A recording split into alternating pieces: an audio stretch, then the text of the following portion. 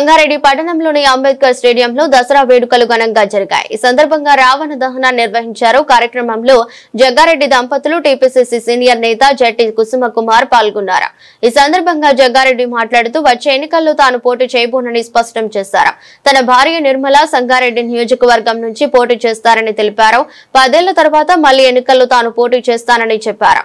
అదేవిధంగా యువతకు పిలుపునిస్తూ డ్రగ్స్, గంజాయి వంటి మత్తు పదార్థాలకు దూరంగా ఉండాలని సూచించారు. వాటికి బానిసలై జీవితాలను నాశనం చేసుకోవద్దని హెచ్చరించారు. అంతేకాదు అతి వేగంతో వాహనం నడపకుండా జాగ్రత్తలు తీసుకోవాలని విజ్ఞప్తి చేశారు. ముఖ్యమంత్రి రేవంత్ రెడ్డితో మాట్లాడి మా కుసుమ్ కుమార్ కూడా ఉన్నాడు, నా క్లాస్మేట్,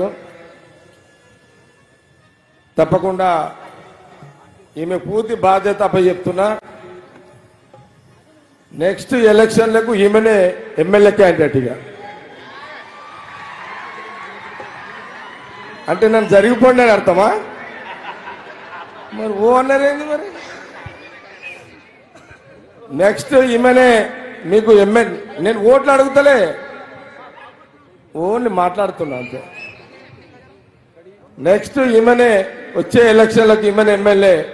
నేను బ్యాక్గ్రౌండ్ మొత్తం పండుగలు చేస్తా, అన్ని చేస్తా.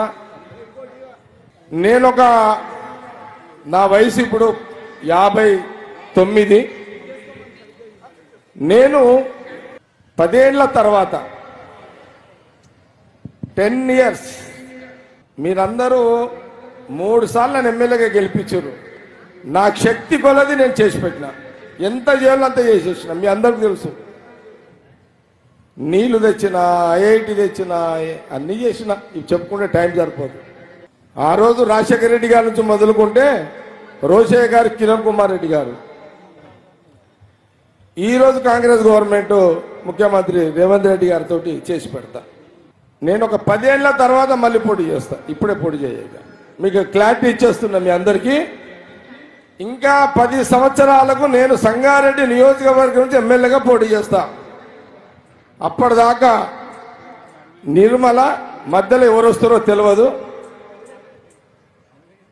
మా చర్యాల అంజనేయులు కష్టకాలంలో పనిచేసిండు, ఆయనకు కూడా ఒక అవకాశం ఇవ్వాలి. కాబట్టి సంగారెడ్డి ప్రజలకు ఒక క్లారిటీ ఇస్తే బాగుంటుందని ఇవ్వడం జరిగింది.